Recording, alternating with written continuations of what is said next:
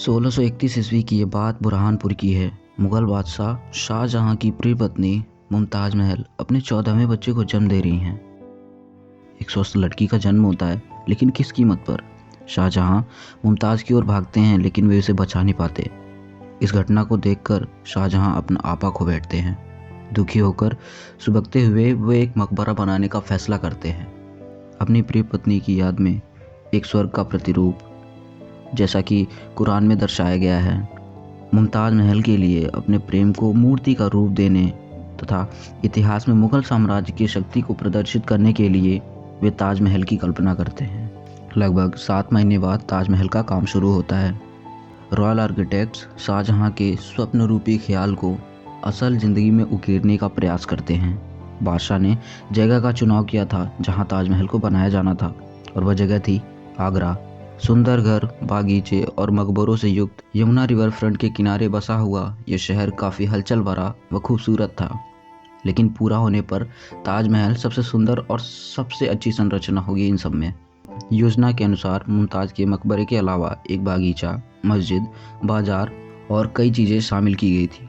व्यापारियों और राजनयिकों को एक साथ लाने का ये एक अच्छा परिसर मालूम पड़ता था।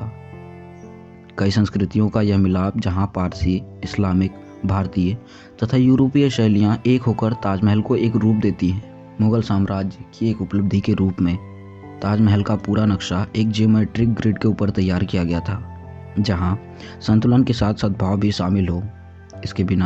इसके लिए आर्किटेक्ट्स ने इसे 2 भागों में बांट दिया, जहां एक हिस्सा आध्यात्मिक तथा दूसरा हिस्सा सांसारिक दृष्टिकोण को प्रदर्शित करता था। स्ट्रक्चर का ज़्यादातर हिस्सा ईंट और लाल बालू के पत्थरों से बना हुआ था, जिस पर सफ़ेद संगमरमर का इस्तेमाल किया गया। यह मुगल आर्किटेक्चर में एक आम सी आकृति थी, जो भारत के प्राचीन परंपराओं से प्रेरित थी, जहां सफ़ेद रंग को आध्यात्म से तथा लाल रंग को रॉयल्टी तथा योद्धाओं से जोड़कर देखा जाता था। स्ट्रक्चर के बीच का मुख्य हिस्सा इस्लामिक परंपराओं से ज़्यादातर प्रेरित था, जहां 4 मीनारों से घिरा हुआ एक स्ट्रक्चर जो सफ़ेद संगमरमर के पत्थरों से ढका हुआ था। ये पत्थर 400 किलोमीटर दूर खदानों से लाए गए थे। पूरे स्ट्रक्चर में इसका मुख्य गुंबद सबसे ऊंचा है, जिसके कारण इसके भीतरी हिस्से में कोई भी गूंज लगभग 30 सेकंड तक बनी रहती है। ऊपरी हिस्से पर Italian stone technique Peter dura का इस्तेमाल किया गया। क्राफ्टर्स ने गेट्स के ऊपरी हिस्सों में फूलों की डिज़ाइन की नक्काशी उकेरी, और ये डिज़ाइंस फूलों से भरे स्वर्ग को दर्शाते हैं, जैसा कि कुरान में दर्शाया गया है। डिज़ाइंस के ऊपरी हिस्से में कैलीग्राफर्स द्वारा कुरान के इंस्क्रिप्शन को उकेरा गया, और क्योंकि इस्लामिक डिपिक्शन के अनुसार स्वर्ग के 8 दरवाजे हैं, इसलिए मकबरे को 8 कोनों का बनाया गया। मकबरे के सामने का बागीचा पारसी पद्धतियों के अनुसार 4 हिस्सों में बटा हुआ था, लेकिन यहाँ फूलों द्वारा मुगल मध्य एशियाई विरासत को प्रदर्शित किया गया। पेड़ और फूलों के चुनाव को सावधानी पूर्वक ऐसे किया गया जिससे मीठी सुगंध और ताज़े फलों को बाजार में बेचा जा सके। मेंसन्स द्वारा पैदल रास्ते, पूल्स, वाटर चैनल्स का निर्माण किया गया, जिससे वहाँ की हरियाली सदा बनी रहे।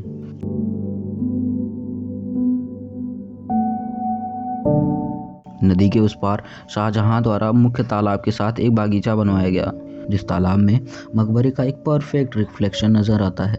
इस जटिल परिसर के निर्माण में लगभग 12 साल लग गए।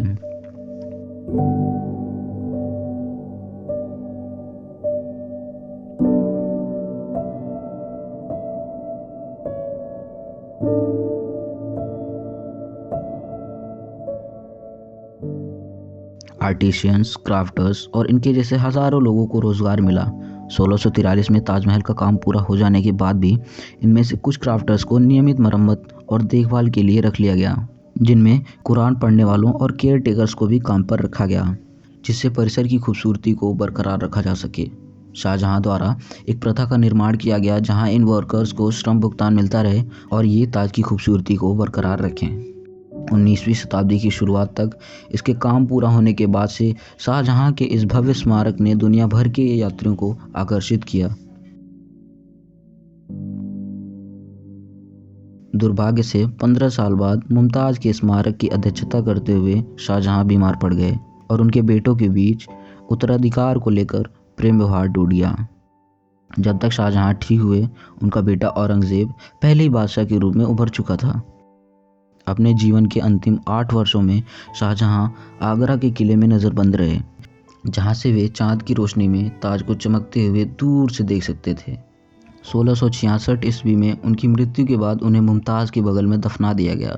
उनकी कब्र परिसर की कॉम्प्लेक्स सिमेट्री को तोड़ रही थी ताकि उनकी पत्नी ताज के केंद्र में रह सके।